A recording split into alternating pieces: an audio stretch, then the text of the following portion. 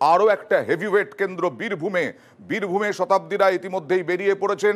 কথা বলবো প্রতিনিধি অক্ষয়ের সঙ্গে। অক্ষয়, যথেষ্ট উৎসাহ উদ্দীপনা রয়েছে ভোটদানের ক্ষেত্রে। দেবতনু ভট্টাচার্য কোথায়? শতাব্দী রায় এখন কোথায়? দেখো অয়না, তোমাকে বলে রাখি, আজ সকালেই শতাব্দী রায় রামপুরহাট থেকে বেরিয়েছে মুরারের উদ্দেশ্যে, এবং বিজেপি প্রার্থী যিনি আছেন দেবতনু ভট্টাচার্য তিনি এই মুহূর্তে সিউড়িতে আছেন। এবং একটু বলে রাখি যে যে বীরভূম লোকসভা কেন্দ্রের যে রামপুরহাট শহর, সেই রামপুরহাট শহরের এই মুহূর্তে আমি আছি রামপুরহাট উচ্চ বিদ্যালয়। এবং এই ছবিটা দেখাবো যে সকাল বেলাতেই কিন্তু প্রতিটা ভোটার, মহিলা থেকে পুরুষ, সকলেই কিন্তু সকাল সকাল ভোট দিতে চাইছেন, তার কারণ যাতে এই গরম থেকে তারা মুক্তি পায়। এবং রামপুরহাট শহরেও যে প্রায় 1.5 ঘন্টা অতিক্রান্ত হয়ে গেছে, কিন্তু এখনো পর্যন্ত শান্তিপূর্ণ অশান্তির কোনো খবর উঠে আসেনি। তবে শতাব্দী রায় এই মুহূর্তে মুরারই যে বিধানসভা সেই এলাকায় গেছে এবং বিজেপি সিউড়িতে আছে। তবে দেখার বিষয়, বেলা বাড়ার সাথে সাথে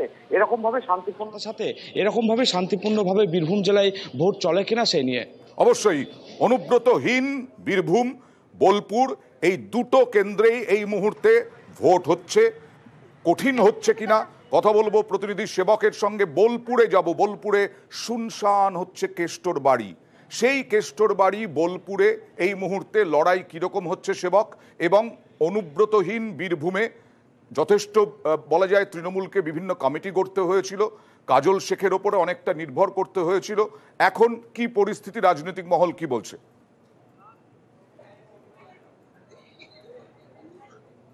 একদমই, দেখো বোলপুর যে লোকসভা তাতে নজর তুমি যেটা বলছিলে বাড়তি এই কারণে যে কেষ্টহীন বীরভূম বোলপুর, সেখানে ভোট কেমন হয়, নিজেদের যে আসন সেটা কি ধরে রাখতে পারবে তৃণমূল, এটাই কিন্তু এখন সব জায়গায় এখানে দেখছি আলোচনার চর্চার কেন্দ্রে। আর এই মুহূর্তে আমি রয়েছি বোলপুর বিধানসভার পূর্ব বর্ধমানের আউশ গ্রামে। এই বোলপুর বিধানসভার একাধিক বিধানসভা রয়েছে যেগুলি বর্ধমানের মধ্যে, তার মধ্যে যেমন মঙ্গলকোট রয়েছে, আউশগ্রাম রয়েছে, কেতুগ্রাম রয়েছে। আমি রয়েছি আউশগ্রামের গুসকরা পিপি ইনস্টিটিউট।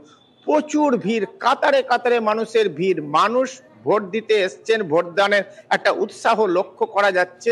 এবং এতটাই লম্বা লাইন যে দীর্ঘ অপেক্ষা করতে হচ্ছে। অনেকেই বলছেন লাইন সেভাবে এগোচ্ছে না। এখানকার 204 নম্বর বুথ, সেখানে মাঝে ইভিএম খারাপ হয়ে গিয়েছিল, পরে ভোট গ্রহণ শুরু হয়েছে, কিন্তু এখনো পর্যন্ত দেখো অপেক্ষা করতে করতে কিভাবে মানুষ বসে রয়েছেন এবং তারা কখন ভোট দেবেন।